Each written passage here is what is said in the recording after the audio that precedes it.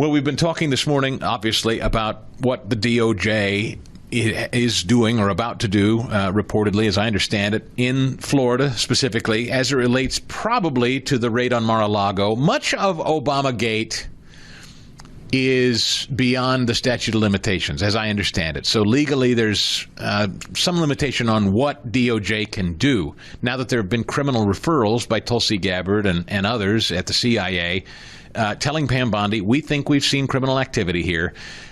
Let's go to work and investigate it. Pam Bondi has in turn said, all right, we're going to impanel a grand jury to look it over. Prosecutors going to have to convince an impaneled grand jury that, yes, criminality happened in order to file charges. That venue is probably going to be Florida, which leads many people to believe the raid on Mar-A-Lago is going to be part of it. But the broader picture is the lawfare that Donald Trump was threatened with, pummeled with, and many of his associates and affiliates were pummeled with lawfare, not just during his first term, but while he was sitting out during the tenure of Biden, while he was running again. People like Christina Bobb were caught up in this mess, still are, as a matter of fact. She wrote a fantastic book, and we talked to her a while back, Defiant, Inside the Mar-A-Lago Raid and the Left's Ongoing Lawfare. And when I heard that this grand jury had been impaneled and perhaps, and we're going to talk with Christina in just a minute when we get her back. We lost her there for a minute, but when we get her back, I'm going to ask her very specifically, because she's written the book on the raid on Mar-A-Lago.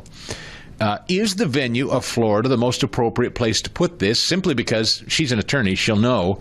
Is this where the case has to be heard, legally speaking? I mean, does it make sense? Or is it, as that hack FBI agent on MSNBC says, is this just the Trump administration hoping for a friendly venue? I don't think from a statute of limitations perspective they have any choice but to go to the most current event, which was the raid on the home. I mean, it seems to me that that's about all they can do. But anyway, when we get Christina back, I'll ask her that question. Meanwhile, this guy down in Arkansas who killed this couple hiking, did you see this story? I don't know that we talked about it here. I was reading quite a bit about it. Devil's Den is the name of the state park in Arkansas. Couple hiking, and a guy randomly murders them in front of their children, by the way. Two girls, I think 10 and 7, who ended up running and getting help. But these girls' parents, it's too much to even contemplate that two young people are watching their parents murdered before their eyes. But that's what happened, and this guy kills them and takes off. Okay, so who is he? And what was his motive? We don't know. He took off. They caught him like a half an hour away at a barber shop. So it turns out this guy's name is Andrew James McGann. He's 28, and they've looked into his background. Are you ready for this? He's a teacher. Of course he is. He's a public school teacher. And not only that, he's been hopping from district to district and state to state for years. Headline from Fox News: accused Devil's Den killer passed background checks and entered classrooms full of kids. He hopped to 4 different districts in 4 different states. So that gives you a snapshot of the state of affairs of the public education system and the criteria used to select so many of our public educators today. Not indicting all of you, you understand. But anyway, that's the latest on that story. All right, back with Christina Bobb. She's an attorney with Judicial Watch. She is author of Defiant. Christina, good morning. Welcome back.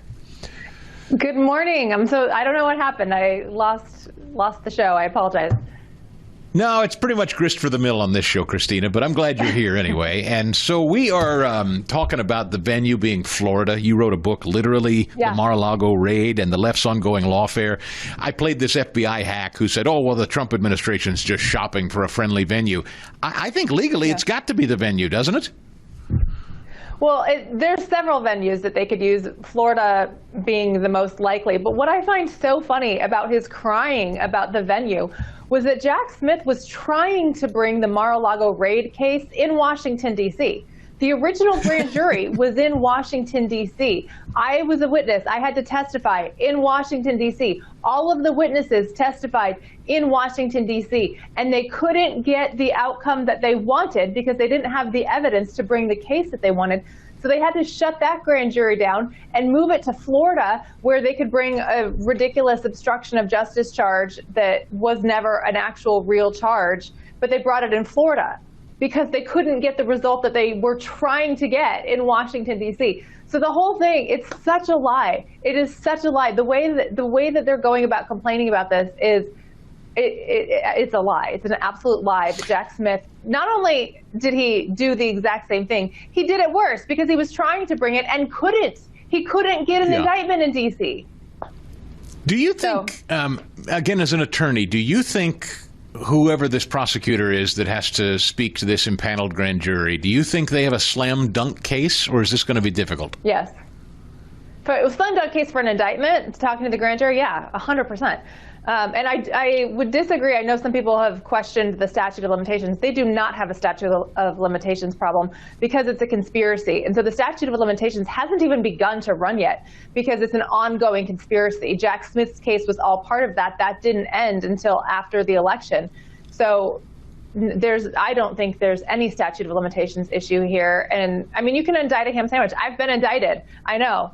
So, yeah, I don't think there's an issue. Well, could I ask you then, as you look at the totality of this story from the jump, the 2015, 2016, Mrs. Clinton, the dossier, Obama, Brennan, are all of these people culpable? And can you go all the way back to the beginning of what appears to be this story, or not? Where do you start and who do you implicate if it's you?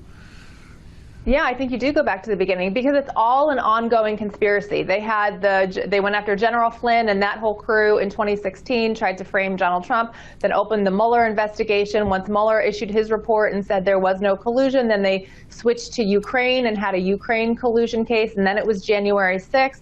And then after January 6th continued until after the 2024 election.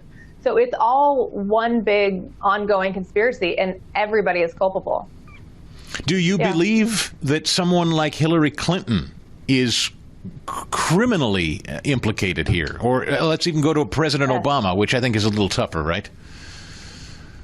It may or may not. I don't think Obama would have immunity from this. I know people say that he does, but he doesn't. I mean, we already have a Supreme Court case on that says you don't have absolute immunity. You have immunity. Remember, they were still prosecuting Donald Trump for actions that took place while he was the president of the United States.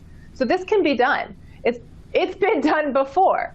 So I don't think Barack Obama has immunity from this. I mean, he might have immunity from some things, but not from the blatant, let's lie about the intelligence report, flip it on its head, and try to frame the incoming president. That's not a presidential action that I would think he would have immunity from. So I don't know if the Christina Bobb Show podcast. The potential criminality here, but of this whole sordid story, what strikes you as, I don't know, top 1, 2, 3 biggest flashing criminal activities in your view here? Well, to me, it's not the activities, it's the people. When I look at this, I see potential criminal activity by President Obama, Vice President Joe Biden, Hillary Clinton, James Comey, Brennan, the cabinet, basically, the Obama-Biden cabinet. And I think that's the most significant because probably for the history of our country, anytime somebody gets prosecuted, anytime someone from the government gets prosecuted, it's usually almost always a very low-level ranking person. They never go after the top brass because they don't want to, they don't want it turned on them, right? And we never see the case start with the head. It's always the people that were doing the dirty work for the people at the top that get in trouble.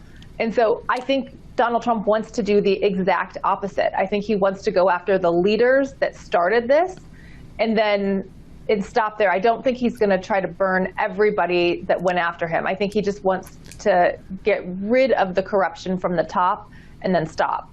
So Christina Bobb, the Obama-Biden cabinet's in trouble. your book is defiant inside the Mar-A-Lago raid and the left's ongoing lawfare.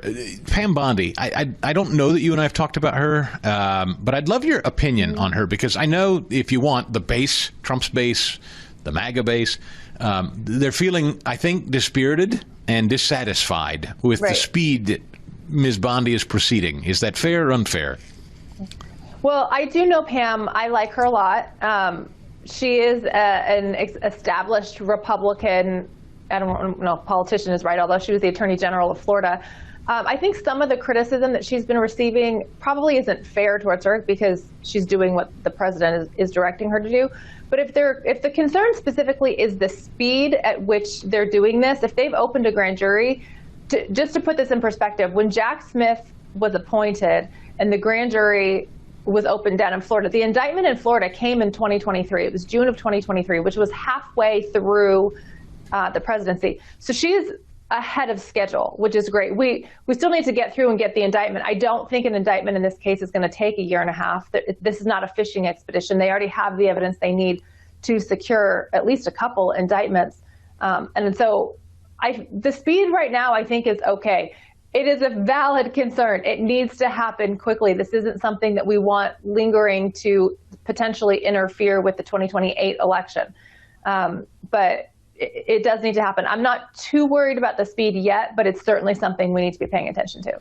I mean, there can be no doubt that Donald Trump is deeply interested in this, right? I mean, this first 6 months have been a whirlwind of activity unrelated to this. They're just now getting to this. People keep saying people need to be punished, people need to pay. And I only have about 30 seconds, Christina, but he's done a remarkable amount of work beyond tackling this scheme that damn near got him killed. Yeah. You know what I'm saying? I'm sort of impressed, frankly. Yeah, they're moving at lightning speed to accomplish a lot of things. This is going to be their biggest hurdle, and it's also going to be their biggest test as an administration. Trump will be remembered in history for what happens with these cases, and it's what America needs him in office for, because he's probably the only one willing and capable to do it. So they're moving forward, and let's see what the outcome is. Yes or no, just yes or no. Was the raid based on this collusion? Do you believe? Yes.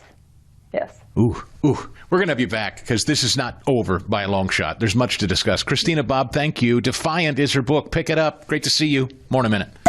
The Chris DeGaulle Show podcast.